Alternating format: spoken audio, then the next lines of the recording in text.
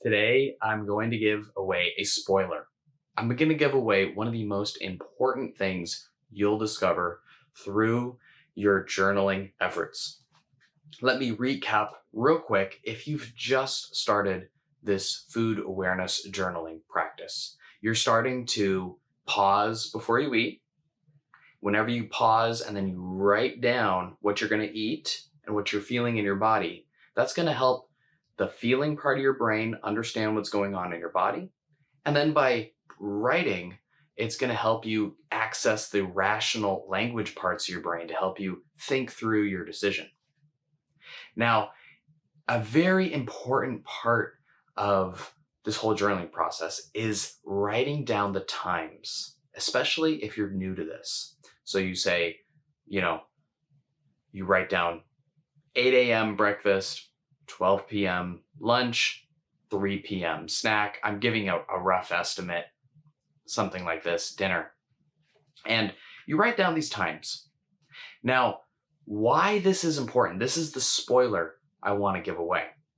Because you will see, this is not me telling you. I'm giving away the spoiler, so I am telling you, but it's important for you to discover this for yourself. You will see that if more than 5 hours go by without eating, so if you have breakfast at 10 a.m.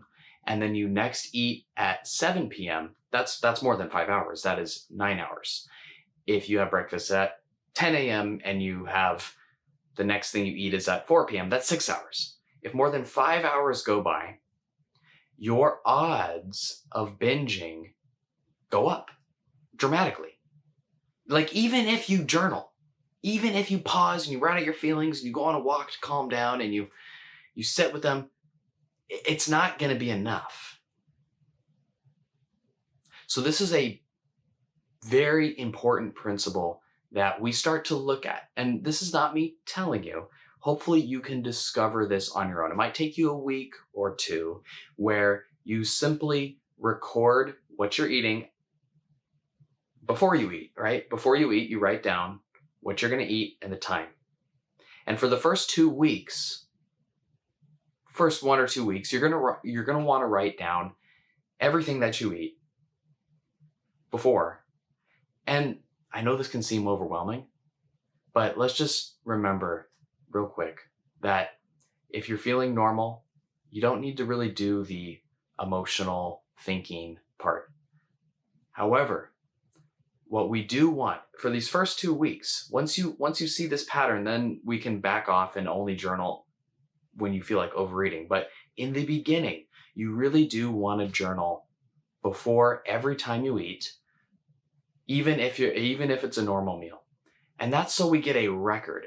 We get measurable scientific data about when you are eating, the timing. Because many times you might be a chaotic eater. You might have a big meal here, a big meal there, maybe a snack, and it's all in chaos. And so in the beginning, we are trying to simply bring order to the chaos, not by forcing anything, but by simply having you look at when you are eating. So the timing becomes important. So let me just summarize this video if you're just starting out. 1, journal before you eat. Every time. Be sure to note the times and what you are about to eat. Again, just by writing down the time and writing down what you're about to eat, this will help you pause, it will help you think things through, and it will help you make wiser decisions. That's the first rule of thumb. It only takes 2 seconds, 3 seconds, whatever, to write down what you're going to eat before you eat and the time.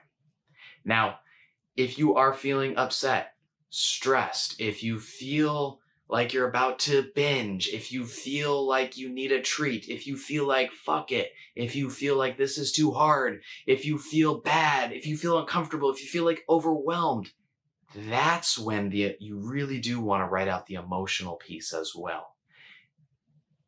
So if you're feeling overwhelmed, stressed, and so forth, you would also write down the time. You would also write down what you're about to eat, but you would really try to feel these emotions in your body.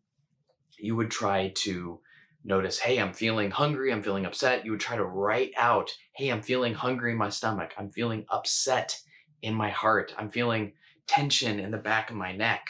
You try to write out what you're feeling. And then, as we've covered before on this channel, you really want to write out where in your body specifically, like where in your body, heart, throat, forehead, stomach, neck. These are all common areas. Shoulders,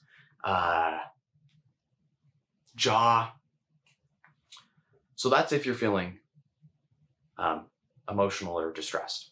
And so final spoiler is that you will see that if you do not eat regularly, I'm talking 3 solid meals a day. I'm not going to ever tell you what to eat. Believe it or not, you already know what to eat, okay? What I'm focusing on here is the timing and the regularity of your meals. You will see that, and this is not me telling you, this is you discovering this for yourself. You will see that if you have more than 5 hours that go by, or let's say breakfast, lunch, dinner, and a snack, right? I said that in the very beginning of this video. Breakfast, 8 a.m., lunch, 12 p.m., snack, 3 p.m., dinner, 7 p.m. You notice how you never go over 5 hours, right? So if you hold this 5-hour rule, you're going to end up eating about 4 times a day, maybe 5 times a day. That's 3 meals and like 1 to 2 snacks. So again, this is not me telling you. I hope you discover this for yourself. By writing down the times when you eat, you will see that, hey, if I only get 2 meals and a snack, that means more than 5 hours have gone by. And if more than 5 hours go by, holy crap, my odds of overeating go way up. And so when you see this, you see it, not me telling you. When you see your journal entries, it's very important that you look back at your journal entries. This is what I do that I'll ask you to do if you're working with me. I'll ask you to, let's look back and look at the times at which you're eating. And you'll see the patterns yourself. You will see that, oh my gosh, those days when I'm just eating at 10 and 7, then that's when I eat like way too much and I can't stop myself. It's important that this comes from within you, that you see this for yourself. Like, the only way you can really see this for yourself is by journaling the times, what you're eating, and then reviewing the past journal entries. And that's why I help hold people accountable, right? When you send me pictures, we talk about this and it's undeniable, right? You'll see this for yourself.